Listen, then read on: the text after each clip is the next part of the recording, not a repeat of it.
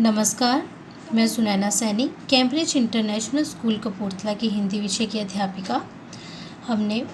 आज हम करेंगे हिंदी के व्याकरण भाग में से पद परिचय।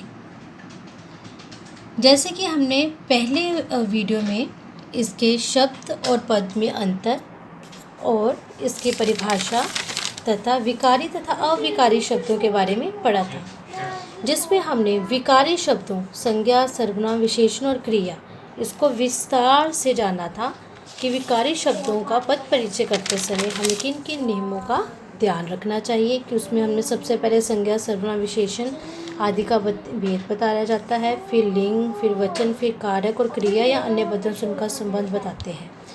तो आज हम अविकारी शब्द, क्रिया विशेषण, संबंध बोधक, समुच्चय बोधक, विस्मयादि बोधक और निपात, इनके बारे में विस्तार से चर्चा करेंगे। जैसे कि हमने विकारी शब्द जो है उसके बारे में बताया था।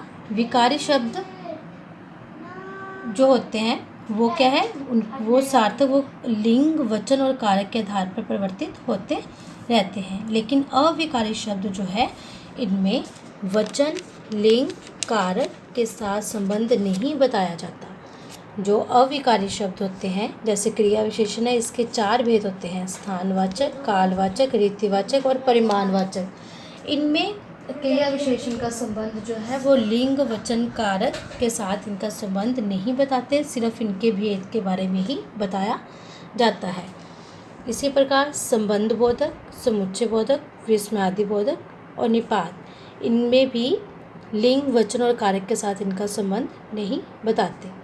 तो सबसे पहले हम करेंगे क्रिया विशेषण का पद परिचय। जैसे सबसे पहले आप देखेंगे कछुआ धीरे धीरे चलता है। आपको वाक्य दिया गया कछुआ धीरे धीरे चलता है। इसमें धीरे धीरे शब्द क्या है, उसका ढंग, कछुए का ढंग बता रहे हैं कि वो चलता है कैसे, धीरे धीरे। तो ये है रीतिवाचक क्रिया विशेषण। इसकी क्रिया क्या है, चलता, और धीरे धीरे क्या है इसकी विशेषता, इसलिए यह है रीतिवाचक क्रिया विशेषण। इसके आगे देखेंगे हाथी बहुत खाता है। क्या खाता है, बहुत अधिक खाता है। बहुत परिमाणवाचक क्रिया विशेषण और ये खाता क्रिया की विशेषता को बता रहा है। हम कल जाएंगे, कल हमें समय के बारे में बता रहा है, तो ये होगा कालवाचक क्रिया विशेषण।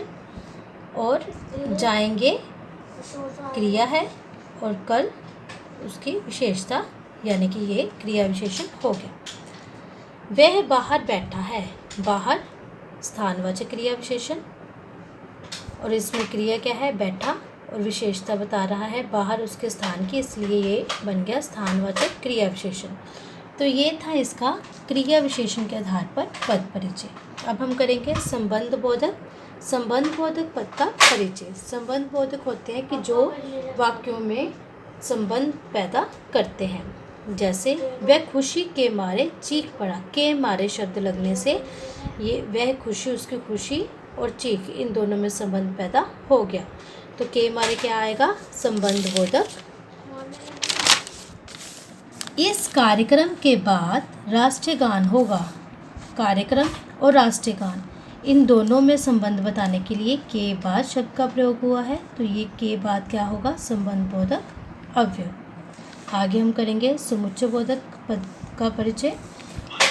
इसमें क्या होता है, हम और, तथा, किंतु, परंतु, यद्यपि, इन ऐसे शब्दों का प्रयोग करते हैं समुच्चय बोधक में।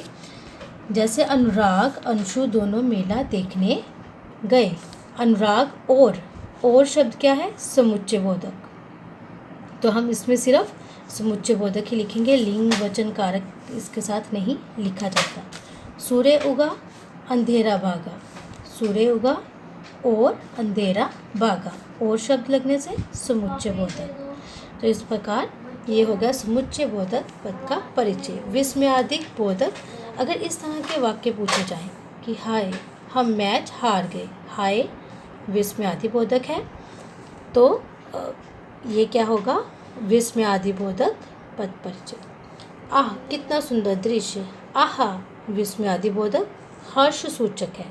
जो विस्मयादि बोधक होते हैं उसमें हम हर्ष, शोक, घृणा भय, विस्मय, क्रोध आदि ऐसे हाव भाव जो देखने को हमें मिलते हैं उसे हम विस्मयादि बोधक कहते हैं, जिसमें हर्ष यानी खुशी, शोक यानी दुख, घृणा नफरत, भय डर, विस्मय कोई हैरानी की बात, क्रोध गुस्सा आना, ऐसे शब्दों के लिए कुछ ऐसे शब्द प्रयोग में आते हैं उसे हम विस्मयादि बोधक कहते हैं।